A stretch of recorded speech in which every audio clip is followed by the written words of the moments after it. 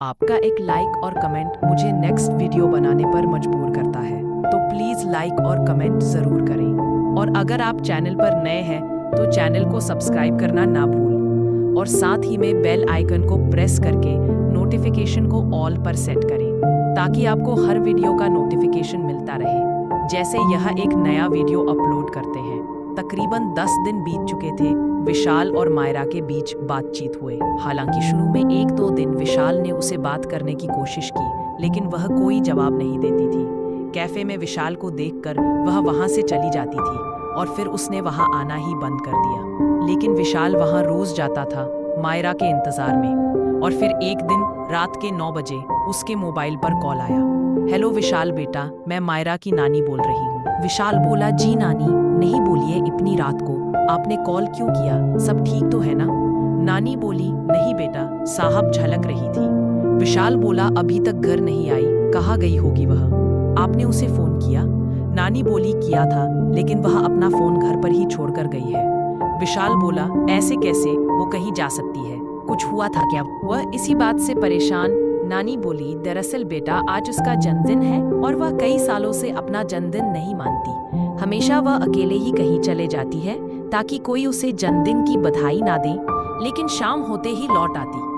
मगर आज वो अब तक नहीं आई तो मुझे लगा कि तुम्हें बताना चाहिए। विशाल बोला, आपने बहुत अच्छा किया नानी, आप चिंता मत कीजिए, मैं मायरा को ढूंढ कर लेटा हूँ। आप बिल्कुल भी स्ट्रेस मत लीजिए, मैं उसे लेकर सीधे आपके पास ही आऊंगा। नानी बोले, थैंक यू बेटा। विशाल बोला, ठीक है नानी, मैं फोन रखता हूँ। और फिर विशाल बिना अपने दोस्तों को बताए गाड़ी लेकर मायरा को ढूंढने के लिए निकल गया।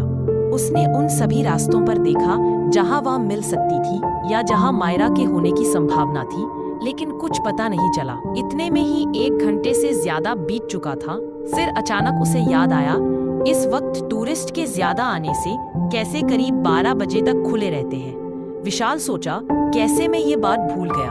सबसे इम्पोर्टेंट जगह मेरे दिमाग में क्यों नहीं आया? उसने फटाफट कैफे की तरफ गाड़ी घुमाई। जब वो कैफे के नजदीक पहुंचा तो बाहर लोगों की भीड़ लगी हुई थी। उसे कुछ समझ नहीं आया। उसने वही गाड़ी पक्की और उतरकर तेज कदमों से कैफे की ओर बढ़ने लगा। नजदीक पहुंचने पर उसे एक तेज झटका लगा। पूरा कैफे आग की लपटों से घिरा हुआ था और लोग चिल्ला रहे थे। एक पल के लिए विशाल को कुछ समझ नहीं आया। फिर उसने जल्दी से भीड़ में जाकर मायरा को तलाशना शुरू किया, लेकिन उसे वहां कहीं नहीं दिखी। अचानक उसने कैफे के मालिक को देखा जो सदमे और दुख से रो रहा था। उसने जल्दी से उसके पास जाकर पूछा, ये सब कैसे हुआ काका? ये आग कहाँ से लगी? काका बोले, पता नहीं बेटा, अचानक ये कैसे सब हो गया। विशाल बोला, अच्छा काका, क्या मायरा यहाँ आई थी? वह लड़की जो लास्ट टेबल पर बैठी थी, उसे आपने देखा क्या? काका बोले, पता नहीं बेटा, हाँ वह आई थी, तुम देखो यही कहीं होगी। विशाल ने उसे ज्यादा कुछ पूछना सही नहीं समझा, पर वह मायरा को सब जगह देख चुका था। वह भीड़ में कहीं नहीं थी। उसे कुछ समझ में नहीं आया। तभी उसकी नजर कैफे के पिछले भाग में लगे कांच के शीशे पर पड़ी। उसने जल्दी से वहां पहुंचकर अंदर झांका। उसने देखा कि मायरा वही टेबल के पास नीचे बेहोश पड़ी है। उसने जल्दी से चारों तरफ अंदर जाने का रास्ता ढूंढना शुरू किया। पीछे भीड़ में से लोग उसे वापस आने के लिए बुला रहे थे, लेकिन उसके सर पर तो जैसे जुनून सवार था। किसी तरह बहुत कोशिश के बाद वो कैफे के दरवाजे से अंदर पहुंचने में कामयाब हो गया, लेकिन अभी मायरा उससे दूर थी। उसने एक जलती चेयर को उठाया और उसे आग से बचाते हुए वो किसी तरह उसके पास पहुंचा। बोला, मायरा उठो। उसने मायरा का चेहरा थपथपाते हुए कहा कि मायरा उठो, लेकिन लगता था वो धुएं से पूरी तरह बेहोश हो चुकी थी। विशाल ने तुरंत एक टेबल कवर में उसको लपेटकर और जैसे ही उसे उठाने लगा, उसे मायरा की डायरी दिखी जो फर्श पर पड़ी थी। उसने जल्दी से उसे उठाया और मायरा को गोद में लेकर बाहर आ गया। बोला, प्लीज कोई डॉक्टर को बुलाए। वो उसे गाड़ी की तरफ ले गया। तभी फायर ब्रिगेड और एम्बुलेंस भी आए। 2 लोग डॉक्टर को लेकर जल्दी से मायरा और विशाल के पास आए। डॉक्टर ने मायरा का चेकअप किया। बोला, घबराने की कोई बात नहीं है, बस तुम्हें सांस अटक गई थी, इसीलिए बेहोश हो गई है। अच्छा हुआ जो आप इन्हें वक्त रहते निकाल रहे हैं। मैंने इंजेक्शन दे दिया है, ये थोड़ी देर में होश में आएंगी। आप इनका ख्याल रखिएगा। विशाल बोला, जी डॉक्टर, थैंक यू।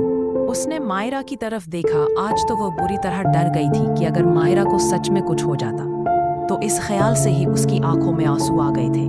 विशाल उसे लेकर तुरंत घर आया। उसे बेहोश देखकर नानी घबरा गई। ये सब क्या हुआ? विशाल ने मायरा को बेड पर लेटे हुए बोला, मैं सब बताता हूँ। नहाने वो और नानी कमरे से बाहर गए और विशाल ने कैफे में जो कुछ भी हुआ नानी को बता दिया और बोला, अब बाकी का सवाल आप अपनी मायरा से पूछिए। नानी बोली, मैं किस मुंह से तुम्हारा शुक्रिया करूं बेटा, तुमने आज मेरी जिंदगी के इकलौते सहारे को बचाया है।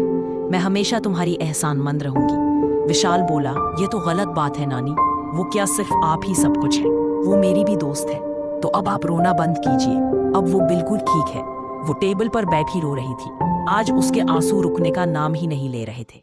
उसने खिड़की से बाहर देखकर अपना ध्यान बांटने की कोशिश की और तभी एक आवाज सुनाई दी, मायरा। और उसने मुड़कर देखा तो वो उसके सामने खड़ा था, वैसे ही मुस्कान के साथ जैसे वो हर दिन उससे मिलता था।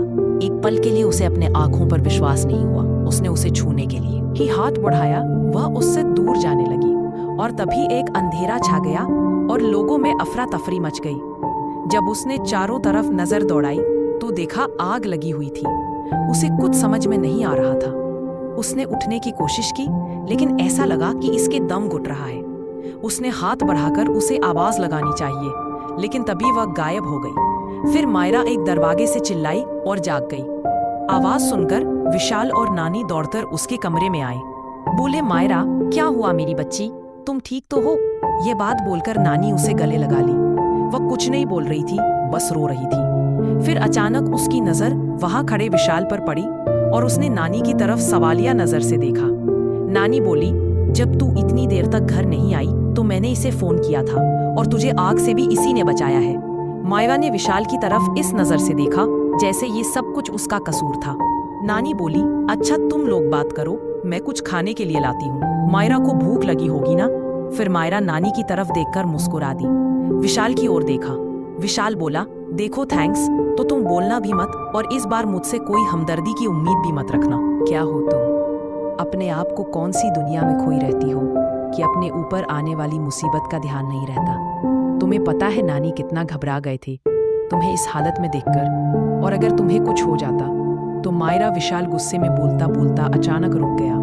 मायरा बोली, मैं जानती हूँ तुम मुझसे नाराज हो, लेकिन जो कुछ भी हुआ उसमें मेरी कोई गलती नहीं थी और उस दिन जो कुछ भी मैंने तुम्हें बोला वह गुस्से में बोला था, उसके लिए मैं माफी मांगती हूँ तुमसे। तभी नानी कमरे में खाना लेकर आई। बोली, देखो तुम अपना जन्मदिन नहीं मनाती लेकिन फिर भी मैं हमेशा केक बनाती हूँ इस उम्मीद से कि तभी तुम इसे काटोगी, लेकिन आज मैं खुद चाहती हूँ कि अपनी दोस्त के लिए तुम इसे काटो। उसने तुम्हारी जान बचाई है, इसके बदले तू भी इतना तो कर ही सकती हो। मायरा बोली, ठीक है नानी, मैं आप कहते हैं तो मैं जरूर काटूंगी ये केक। और इस तरह विशाल के बहाने से मायरा का जन्मदिन मनाने में सफल हो गई। उन्हें खुशी थी, विशाल के आने से मायरा में कुछ तो बदलाव हुआ ही था। नानी बोली, विशाल बेटा आज रात तुम यहीं रुक जाओ, सुबह चले जाना, अभी वक्त ज्यादा हो गया है और मैं जानती हूँ कि तुम भी मेरी बात नहीं सुनोगे। विशाल बोला, ठीक है नानी। नानी बोली, चलो मैं तुम्हारा कमरा दिखा देती हूँ। सुबह कागज मिला जिसमें लिखा था कि पिछले दिनों जो कुछ भी हुआ उसे भूल जाओ और जो कुछ भी मैंने कहा उसके लिए मुझे माफ कर देना। मैं आज ही दिल्ली वापस जा रहा हूँ। यह पढ़कर मायरा के चेहरे पर उदासी छा गई। वह फिर से अकेली हो गई थी। विशाल चला गया बिना बताए। नानी ने चाय देते हुए पूछा, हमेशा के लिए वह तो यहाँ घूमने आया था, उसे तो जाना ही था, और अच्छा है कि मेरी मनहूस किस्मत से वो दूर चला गया। यह कहकर मायरा उठी और बाहर चली गई। विशाल को मनाली से आए 6 महीने बीत चुके थे। उसने बहुत कोशिश की मायरा को भूलने की, लेकिन वह उसे अपने दिल से निकल नहीं पा रहा था। इस बीच उसने अपना ध्यान हटाने के लिए अपने पापा का बिजनेस भी ज्वाइन कर लिया था, मगर फिर भी वह कहीं ना कहीं उसके ख्यालों में आती रही। इधर मायरा ने फिर से अकेलेपन को अपना साथी बना लिया था, क्योंकि उसका मानना था कि प्यार की अब उसकी जिंदगी में कोई जगह ही नहीं है और ना ही उसे इसका हक है। हालांकि वह भी विशाल के पक्के प्यार को बहुत मिस करती थी। विशाल के पापा पूछे, विशाल बेटा क्या बात है? मैं देख रहा हूँ तुम जब से दिल्ली वापस आए हो तुम उदास रहते हो। आखिर क्या बात है बेटा? अगर कोई प्रॉब्लम है तो बताओ मुझे, मैं तुम्हारा पापा हूँ, बचपन से जानता हूँ तुम्हें। जब तक घर को अपनी बातों से सर पे ना उठा लो तुम्हें चैन नहीं आता। और आजकल तुम किसी से सही से बात भी नहीं कर रहे हो। देखो जो कुछ भी है साफ साफ बताओ, क्योंकि छिपाने से कोई फायदा नहीं। यह सुनकर विशाल उन्हें गले लगाकर रोने लगा और उन्हें सारी बात बता दी। पापा बोले, अब समझ में आया, जनाब इश्क कर बैठे हैं। अरे लेकिन इसमें दुखी होने वाली कौन सी बात है, तुम्हें तो खुश होना चाहिए। विशाल बोला, पापा वह मुझसे प्यार नहीं करती, इनफैक्ट वह तो कहती है कि वह किसी से प्यार नहीं कर सकती। अब आप ही बताइए मैं ऐसे में कैसे खुश हो सकता हूँ। पापा बोले, बात तो सही है, मगर बेटा उसके ऐसा कहने के पीछे कोई बड़ी वजह भी हो सकती है। क्या तुमने कभी उससे पूछा? विशाल बोला, नहीं, दरअसल उसने शर्त रखी थी कि मैं उसकी पर्सनल लाइफ से जुड़ा कोई सवाल नहीं पूछूं। पापा बोले, तो कोई बात नहीं, तुम फिक्र मत करो, तुम वापस जाओ और उससे अपने दिल की बात बोल डालो, और अगर वह ना करे तो उसकी ना की वजह जानने की कोशिश करो। मुझे लगता है कि इतने सब के बाद वह तुम्हें जरूर बता देगी, और फिर क्या पता तुमसे दूर रहकर अपना इरादा बदल लिया हो। तुम एक बार कदम आगे बढ़ाकर तो देखो। विशाल बोला, थैंक यू पापा, आप दुनिया के सबसे अच्छे पापा हैं। अगले ही दिन विशाल मनाली पहुंचा। उसने होटल पहुंचकर मायरा को कॉल किया। इतने दिनों बाद विशाल की आवाज सुनकर वह खुश थी और हैरान भी थी।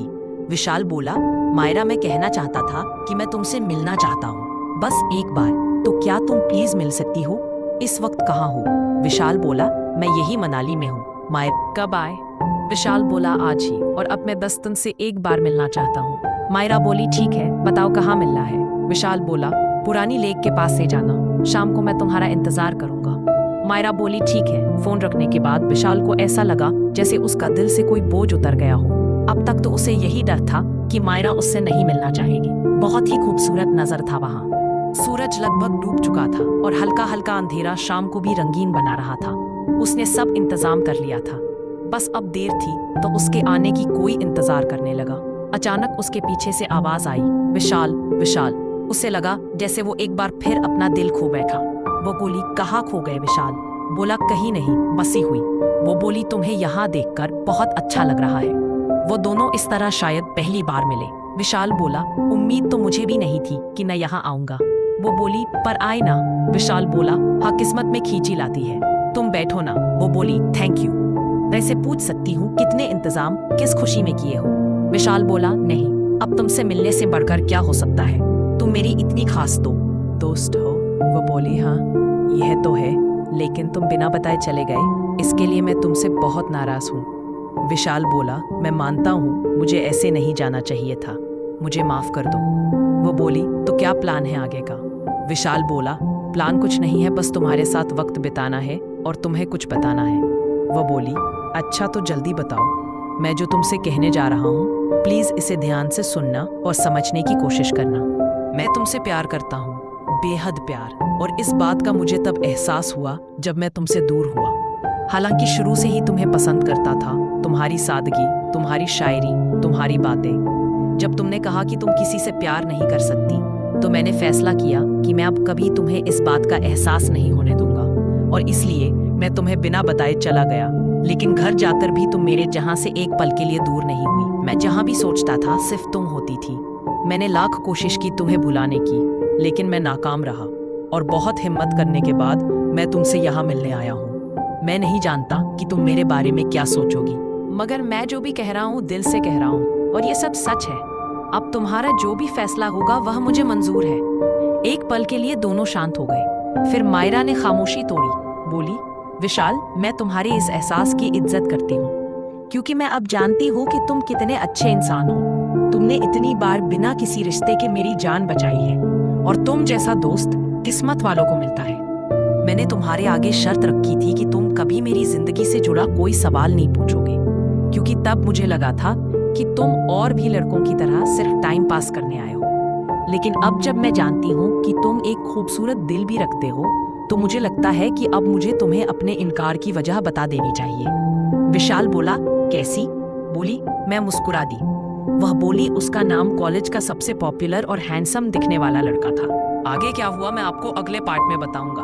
अगर आपकी भी ऐसी कोई लव स्टोरी है तो आप हमें इंस्टाग्राम पर भेज सकते हैं।